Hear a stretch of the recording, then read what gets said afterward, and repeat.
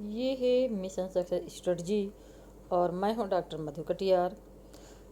Previous years revision paper श्रृंखला के अंतर्गत आज हम राजनीति विज्ञान पीसीएस प्रारंभिक परीक्षा वर्ष 2008 का प्रश्न पत्र हल करेंगे। और यह प्रश्न पत्र हमारी आगामी परीक्षाओं प्रवक्ता जीआईसी परीक्षा, राजकीय डिग्री कॉलेज परीक्षा, असिस्टेंट प्रोफेसर परीक्षा, टीजीटी पीजीटी परीक्षा और यूजीसी नीट परीक्षा के लिए अत्यंत महत्वपूर्ण है। इस प्रश्न पत्र में कुल 120 प्रश्न हैं। तो आइए देखते हैं इस वीडियो का पहला प्रश्न। किसने संप्रभुता को राज्य की सर्वोच्च इच्छा के रूप में परिभाषित किया? तो साथी बिलोबी ने परिभाषित किया था। राज्य उच्चतम नैतिकता का प्रतिनिधित्व करता है, तो ये परिभाषा किसकी है? कांट की। संप्रभुता के सिद्धांत को विकसित करने वाला प्रथम विचारक, तो ये जीन बोंदा जो है संप्रभुता के सिद्धांत को विकसित करने वाले प्रथम विचारक है। और ये जो है जीन बोंदा फ्रांस के निवासी है। उनकी पुस्तक 1576 6 बुक्स ऑन द रिपब्लिक में जो है एक फ्रेंच शब्द से सावरेनिटे का प्रयोग किया गया, जिसका अंग्रेजी समानार्थ जो है अंग्रेजी शब्द जो है सावरनेटी बना है। जीन बोंदा के अनुसार संप्रभुता नागरिकों तथा प्रजाजनों पर राज्य की सर्वोच्च शक्ति है जो कानून के नियंत्रण से परे हो। निम्नलिखित में से कौन सही? वैधानिक संप्रभुता सदा निश्चित नहीं होती है। वैधानिक संप्रभुता राजनीति संप्रभु की इच्छा के विरुद्ध कार्य कर सकता है, तो ये दोनों गलत है। वैधानिक संप्रभुता अधिकारों को नहीं मानती, तो यह भी गलत है। वैधानिक संप्रभु राजनीति संप्रभु की इच्छा के विरुद्ध कार्य नहीं कर सकता, यह बिल्कुल सही है। निम्नलिखित में से कौन सही नहीं? आइए देखते हैं। राज्य अमूर्त तथा सरकार मूर्त है, सही है।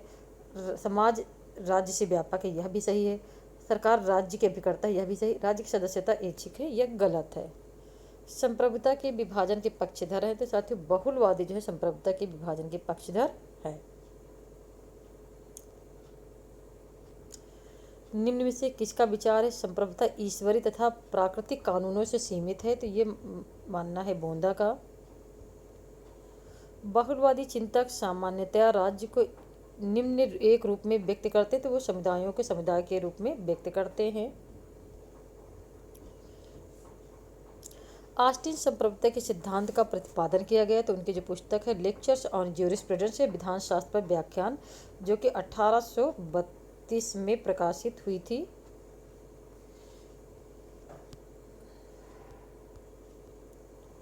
लॉक ने किस सिद्धांत का समर्थन किया? तो देखिए साथियों, लॉक ने सीमित संप्रभुता का सिद्धांत का समर्थन किया।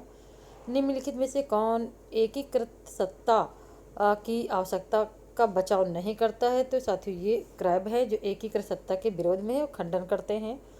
निम्न से किस भाषा में शब्द स्टेट्स, जिसे शब्द स्टेट उत्पन्न हुआ है, प्रथमतः प्रयुक्त हुआ? तो ये ट्यूटेनिक भाषा में प्रयुक्त हुआ था।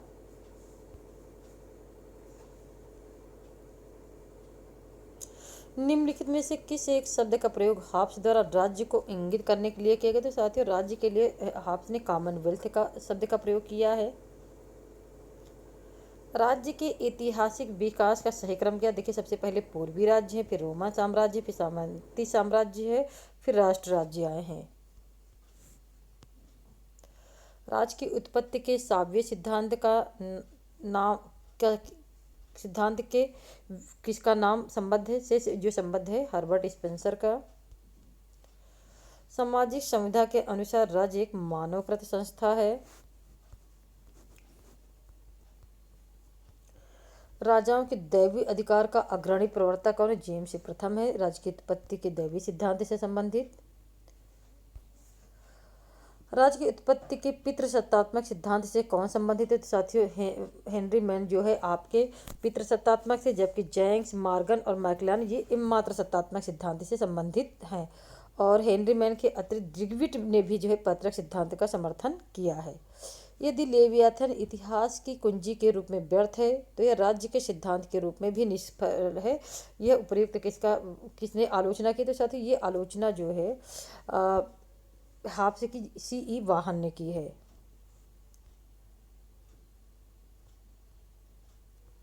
और गुच के अनुसार लेवियाथन केवल अति मानवीय आकार का पुलिसमैन है, दबाव का यंत्र है, स्वतंत्र विकासोन्मुख सभ्यता की प्राप्ति का अपरिहार्य साधन नहीं है। किस राजनीतिक दार्शनिक ने सर्वप्रथम राजनीति में आधुनिक राज्य की अवधारणा को प्रस्तुत किया? तो साथियों मैकियावेली ने। इनमें से कौन सा राज्य नहीं? तो न्यूयॉर्क राज्य नहीं है बल्कि प्रांत है वहाँ का। राज्य पृथ्वी पर ईश्वर का एक अवतरण है, हीगल। राज्य दमन का एक चक्र है, तो ये है मार्क्स। राज्य एक जीवधारी है, स्पेंसर। राज्य पूर्ण नैतिक विकास की आवश्यक प्रक्रिया, जी.एस. मिल। टी.एच. ग्रीन। राज्य एक आवश्यक बुराई है, जी.एस. मिल।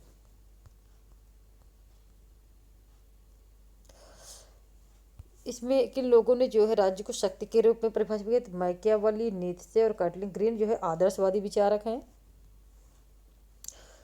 उदारवादी सिद्धांत के अनुसार राज्य किसी शब्द के लिए एक साधन है। वस्तुतः समस्त समाजवादियों तथा साम्यवादियों की जड़ें प्लेटो में विद्यमान है, सीसी मैक्सी कथन है।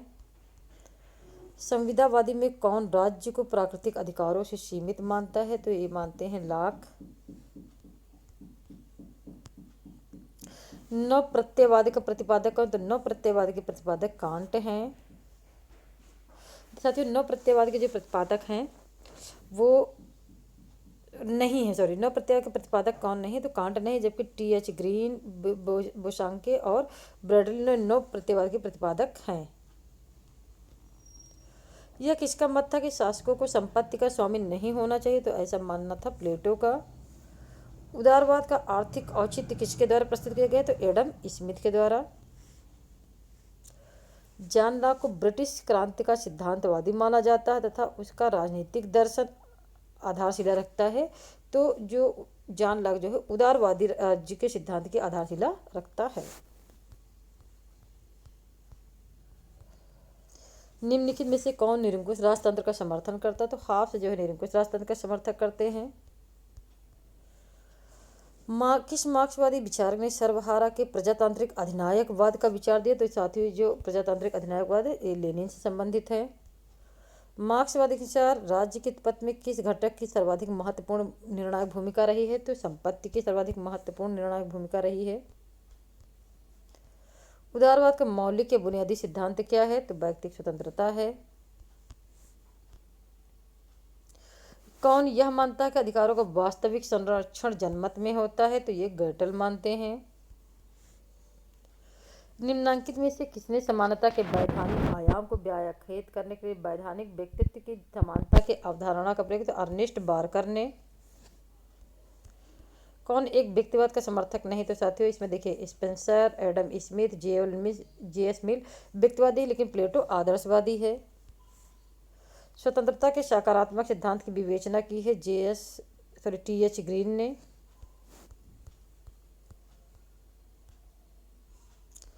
अधिकारों का आदर्शवादी सिद्धांत से संबंधित विचारक आपके जो है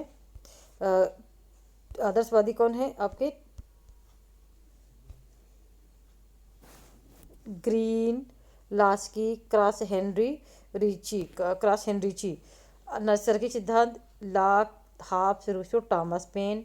ऐतिहासिक सिद्धांत एडमंड बर्ग। वैधानिक सिद्धांत जेरेमी बेंथम, हाब्स और ऑस्टिन। न्याय का आधुनिक दृष्टिकोण है क्या है? विधि का पालन, स्वतंत्रता एवं समानता के प्रति आदर का भाव, शोषण का न होना, उपयुक्त सभी। वितरणात्मक न्याय से संबंधित कौन है? तो साथियों अरस्तु संबंधित है। निम्नलिखित में से किससे ब्रिटिश फेबियनवाद तथा फ्रांसीसी श्रमिक संघवाद का बौद्धिक शिशु कहा गया है? तो साथियों श्रेणी समाजवाद को कहा गया है। एक दबाव समूह की तकनीक नहीं है, तो विचारधारा का प्रसार करना दबाव समूह की तकनीक नहीं, जबकि लॉबिंग और हड़ताल और घेराव दबाव समूह की तकनीक है। निम्नलिखित में से कौन शास्त्रीय व्यक्तिवाद का प्रतिनिधि नहीं है? तो नॉर्मन एंजल नहीं है, जबकि स्टुअर्ट मिल, एडम स्मिथ ये सब व्यक्तिवादी है। नॉर्मन एंजल जो है शास्त्रीय व्यक्तिवाद के प्रतिनिधित्व नहीं है। कौन इस विचार का अग्रणी है कि वितरणात्मक समानता को लोगों के सामर्थ्य के समान करने से संबंधित होना चाहिए? तो ये मानना है आपका अमर्त्य सेन का। कौन संविधान को शक्ति संबंधों की आत्मकथा कहता है? तो हरमन जो है फाइनर जो है संविधान को शक्ति संबंधों की आत्मकथा मानते हैं। निम्नलिखित में से कौन एक राजनीतिक स्वतंत्रता नहीं है? तो विचार की स्वतंत्रता राजनीतिक स्वतंत्रता नहीं है। मतदान की स्वतंत्रता, सरकार की नीतियों की आलोचना की स्वतंत्रता, उचित योग्यता होने पर सार्वजनिक पद प्राप्त करना और सरकार के कार्यों की आलोचना, निर्वाचित होने का अधिकार, ये 4 राजनीतिक अधिकार हैं। कौन इस विचार का समर्थन करता है कि एक प्रजातांत्रिक व्यवस्था को अपने भीतर की विभिन्नता का प्रतिनिधित्व होना चाहिए? तो ये विमल किमलिका जो है ऐसा मानते हैं। निम्नलिखित में से कौन प्रत्ययवादी विचारक नहीं? तो साथियों देखिए, प्रत्ययवादी ये आदर्शवादी विचारक नहीं। देखिए, कांट हैं और हीगल भी हैं, ब्रैडले भी है, लेकिन बेंथम जो है प्रत्ययवादी विचारक नहीं है। मार्क्सवादी सिद्धांत के अनुसार प्राचीन काल में कौन सी व्यवस्था थी? तो साथियों प्राचीन काल में जो है आपकी जैन व्यवस्था थी। अरस्तु के अनुसार सरकार का सर्वोत्तम प्रकार कौन सा है? पॉलिटी है।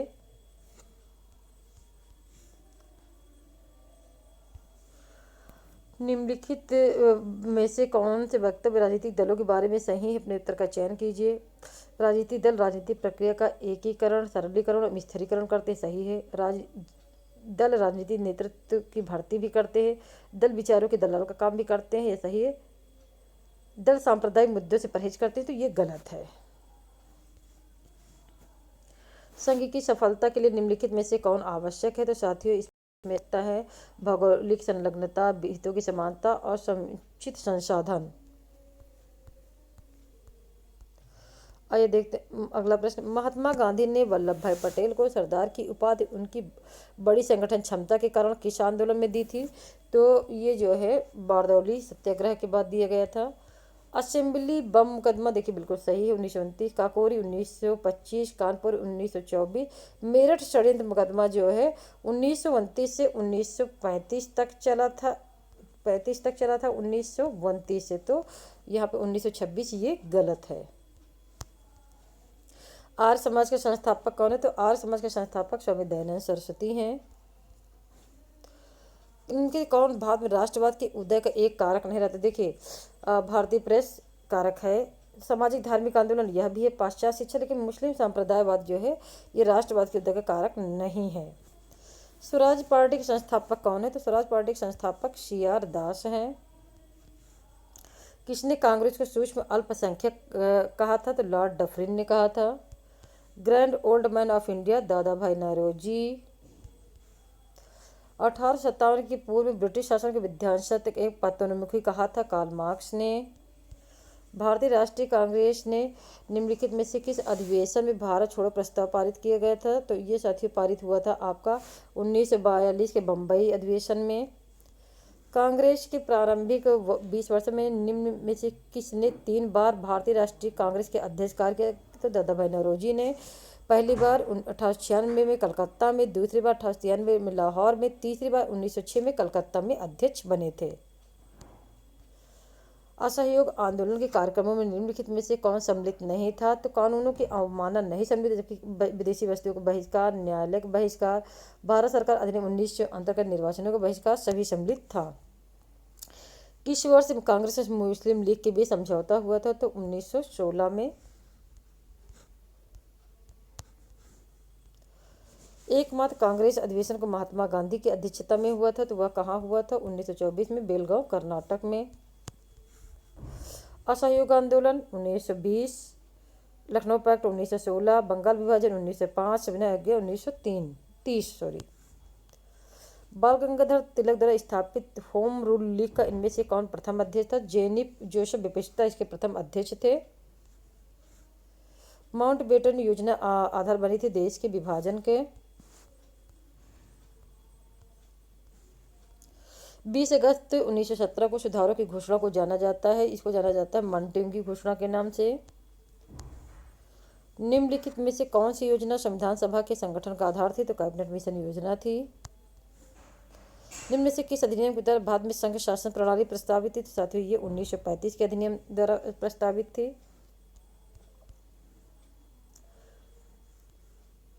निम्नलिखित में से किसने भारत में पृथक सांप्रदायिक निर्वाचन का प्रावधान किया? तो 1909 के अधिनियम ने। निम्नलिखित में से कौन सा एक राष्ट्रपति के बारे में सही नहीं है? वह राज्यसभा के बहुमत से पारित प्रस्ताव द्वारा हटाया जा सकता है। निम्नलिखित में से कौन सा मौलिक कर्तव्य नहीं? तो आइए देखिए, राष्ट्रीय आंदोलन को प्रेरित करने वाले उच्च आदर्शों को हृदय से संजोना एवं उनका पालन करना, तो यह आपका मौलिक कर्तव्य है। लोक प्रतिनिधियों का सम्मान करना, यह मौलिक कर्तव्य नहीं। राष्ट्र की सेवा करना, 6 से 14 वर्ष के अपने बच्चों को शिक्षा के अवसर प्रदान करना, यह भी मौलिक कर्तव्य है। जिस संविधान संशोधन से नागरिकों के संपत्ति का अधिकार मूलाधिकार की सूची से निरस्त किया गया, तो वो कौन सा? 44वां संविधान संशोधन 1978। विधानसभा के सदस्यों के निर्भरताओं से संबंधित प्रश्नों पर अंतिम निश्चय किसके द्वारा लिया जाएगा? राज्यपाल का लिया जाएगा, जो है निर्वाचन आयोग की सहायता से। भारत एक गणराज्य है क्योंकि यहाँ पे भारत में राष्ट्राध्यक्ष का निर्वाचन होता है। निम्नलिखित में से किस राज्य की व्यवस्थापिका में द्वितीय सदन नहीं? तो तमिलनाडु में नहीं है, जबकि उत्तर प्रदेश, बिहार और कर्नाटक में है। निम्नांकित में से कौन राज्यसभा का सदस्य होते हुए भी लोकसभा की कार्यवाही में भाग ले सकता है? मंत्री जो राज्यसभा का सदस्य हो। निम्नलिखित में से कौन सा एक प्राविधान भारतीय संविधान के अंतर्गत संसद के सदस्यों के विशेषाधिकारों तथा उन्मुक्तियों से संबंधित है? तो अनुच्छेद 105 संबंधित है।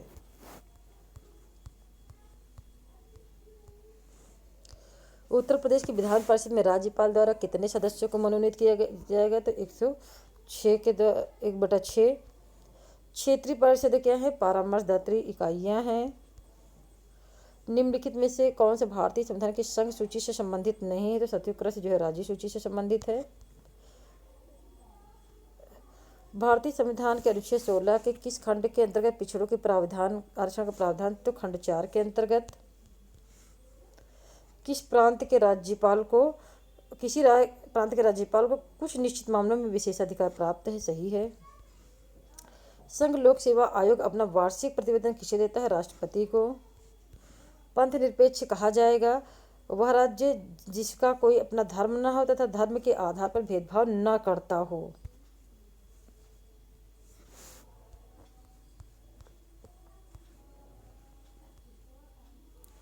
केंद्र में राष्ट्रपति शासन लागू किया जा सकता है किसी भी समय पर नहीं, क्योंकि केंद्र में राष्ट्रपति शासन के प्रावधान नहीं है। भारत का प्रधानमंत्री नियुक्त होता है। भारत में योजना आयोग का पदेन प्रधानमंत्री जो है वो पदेन सभापति प्रधानमंत्री होता था। निम्नलिखित में से एक मुख्यमंत्री निम्नलिखित में से एक मुख्यमंत्री का राज्यपाल के प्रति कर्तव्य नहीं है? तो कौन सा नहीं है? अपने दल की नीतियों के बारे में सूचित करना नहीं है, बल्कि जबकि मंत्रिमंडल के सभी विनिश्चयों को सूचित करना, प्रशासन संबंधी सूचनाओं की जानकारी देना, विधान विषय प्रस्तावनाओं के बारे में सूची करना, ये सभी सम्मिलित हैं। वांचू रिपोर्ट के आधार पर प्रथमतः भाषा के भाषाई राज्य का गठित किया गया था, तो ये आंध्र प्रदेश 1953। भारत के न्यायवादी को महान्यायवादी को राष्ट्रपति द्वारा नियुक्त किया जाता है। न्यायिक समीक्षा दर्शाती है कि सर्वोच्च न्यायालय राज्य के किसी कानून को असंवैधानिक घोषित कर सकती है। भारत सरकार के लिए एक हिंदी भाषा का विकास है एक संवैधानिक प्रतिबद्धता। न्यायाधीशों के वेतन एवं पेंशन संबंधी प्रावधान भारतीय संविधान के किस भाग में है? तो ये है द्वितीय सूची में। संविधान के अंतर्गत मूल अधिकारों का रक्षक कौन है? तो साथियों जो है न्यायपालिका जो है मूल अधिकारों के रक्षक है। भारत में शोषण के विरुद्ध अधिकार में निहित है। मानव व्यापार का निषेध तथा बेकार खतरनाक व्यवसाय में बाल श्रम का निषेध दोनों सम्मिलित हैं। इनमें से कौन सा विषय समवर्ती सूची का है? तो आपराधिक मामले। ग्राम पंचायत अपने सभी कार्यों के लिए जो है ग्राम सभा के प्रति उत्तरदायी होती है।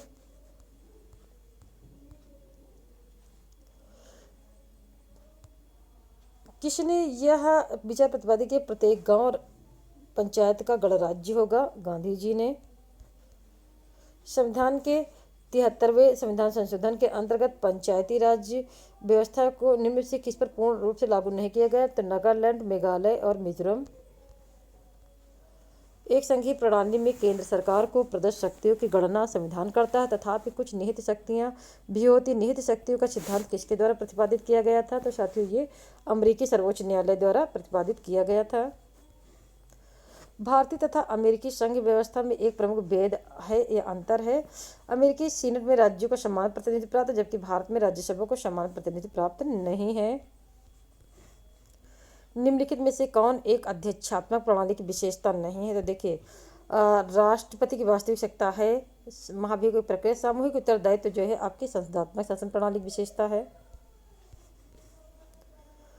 आमंड के दबाव समूहों में कौन वर्गीकरण में कौन नहीं? तो देखिए, इसमें संस्थात्मक है, अप्रतिमानी है और सामुदायिक और असामुदायिक संरचनात्मक उसके अंतर्गत नहीं आता है। प्रकोष्ठ संपर्क लॉबिंग की कार्यशैली अपनाई जाती है दबाव समूहों के द्वारा। राजनीति शास्त्र के समूह सिद्धांत का प्रतिपादक कौन है? आर्थर बेंटले हैं। सूची 1 और सूची 2 से मिलाइए, आइए देखते हैं। प्रजातंत्र का शास्त्रीय सिद्धांत जॉन स्टुअर्ट मिल, प्रजातंत्र का नव उदारवादी सिद्धांत जोसेफ शिम्पिटर, अभिजन सिद्धांत मिशेल और आनुभविक सिद्धांत सीबी मैकफर्सन। वर्ष 2003 में गोरखाओं को पिछड़े वर्ग का किस प्रदेश में प्रदान किया गया? तो ये उत्तराखंड या उत्तरांचल में। पावर इलीट जो है सी राइट मिल्स की रचना है। हिंद स्वराज नामक पुस्तक के लेखक कौन है? तो साथियों, हिंद स्वराज के पुस्तक के लेखक महात्मा गांधी हैं। बियॉन्ड द वेलफेयर स्टेट ये गुन्नार मिल्डर की रचना है।